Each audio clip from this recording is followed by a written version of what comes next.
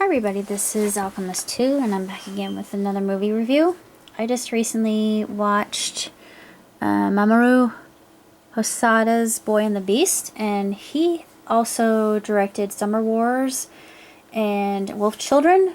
Both films I admire and aspire to write something as inspirational and breathtaking as that. And The Boy and the Beast follows this same kind of potion, this elixir that Mamoru does so incredibly well. He weaves you a story and you become just so inexorably fixed by it. You're just completely mesmerized. And you've got Kumatetsu, who is the bear on the left. He comes from a realm of beasts, basically, and there's a long legendary story behind that. And he is in contention with another beast that they were always sparring, and his name is Inori.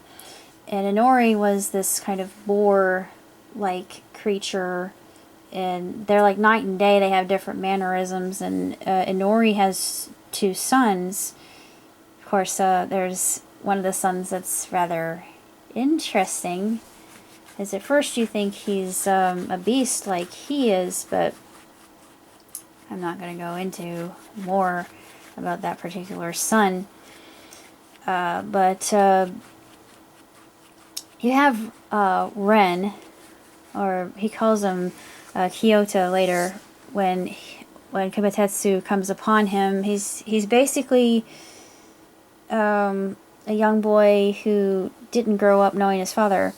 He thought that his father had forgotten him. His father had gone through a divorce, and he did not want to go live with his relatives. He just thought, no, I could take care of myself. And they said, no, you can't. You're just a kid. Don't even think about doing that. You're foolish. And of course, Ren, he runs away, and he comes across this little creature later on. He doesn't know what it is. It's just this little fuzzball. His name's Chico, and Chico becomes sort of like his conscience later on. It's very interesting. There's so many layers to this film. It's just intricately woven, and the artwork is just, oh, it's absolutely glorious. It's just breathtakingly beautiful. You're just sitting there, you're in awe, and just the anime style is just absolutely spellbinding. It's stunning. It is nothing short of astronomically done, and I just was transported by this cosmic film, and just the many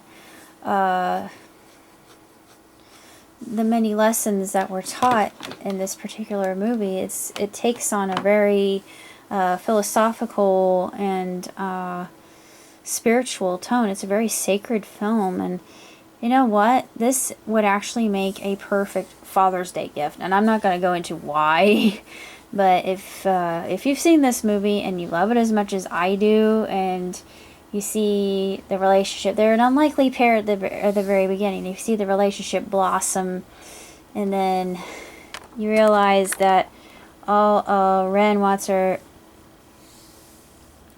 Kyoto really wants is somebody he can imitate, somebody he can look up to, somebody that his role model, even though that role model might be a bear.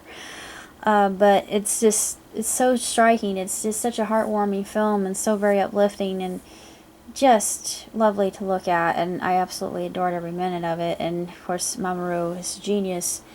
He does very well with the dramatic storyline and the emotions coming from these characters, and you connect with them right away. I cried. I actually bawled my eyes out. I couldn't believe it. I thought, yeah, you struck a chord with me, and it disproves that even something like this that's meant for maybe a younger audience. I don't think this could just appeal to one audience. I think this could appeal to everybody, even though it was marketed as more of a child's film. No, it's a film for both children and adults. I mean, both can learn unbelievable, surreal, incredible, lifelong lessons. It really hit me. It hit hit me at home because of what was said. I thought, I've heard these things before, all these caveats or all these adages, they're true. And I know them to be so because they work. And that's the basis of this movie, are just all these sage sayings from these wise characters that they meet. And of course Kumatetsu, he doesn't think anything of it, but Ren, he sees it another way. He has a completely different perspective. He's like, no, listen to the masters. Everything that they say, they all have merit. And I thought, yeah, they do. I mean, each of them had a different way of mastery. And I thought, yes, same thing with the gurus of this world. They all have a different way of looking at how the universe actually works and all that. And I thought, wow, holy cats, it's just really a beautiful film and well worth looking into. 5 stars. I mean, no contesting, no quibbling, no quabbling, nothing, no bickering, kvetching, 0, not a nil bumpkiss. I mean, it couldn't get much better than this. 2 thumbs up.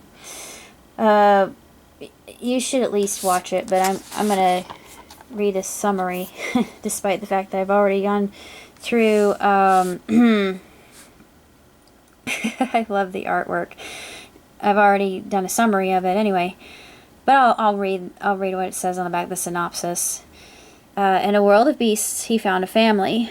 The latest feature film from award-winning Japanese director Mamoru Hosoda, Summer Wars, Wolf Children. When Kyuta, actually that's the name that's given to him, when Kyuta, a young orphan living on the streets of Shibuya, stumbles into a fantastic world of beasts, he's taken by Kumametsu, a gruff, rough around the edges warrior beast who's been searching for the perfect apprentice. Despite their constant bickering, Kyuta and Kumatetsu begin training together and slowly form a bond as surrogate father and son. But when a deep darkness threatens to throw the human and beast world into chaos, the strong bond between the unlikely pair will be put to the ultimate test.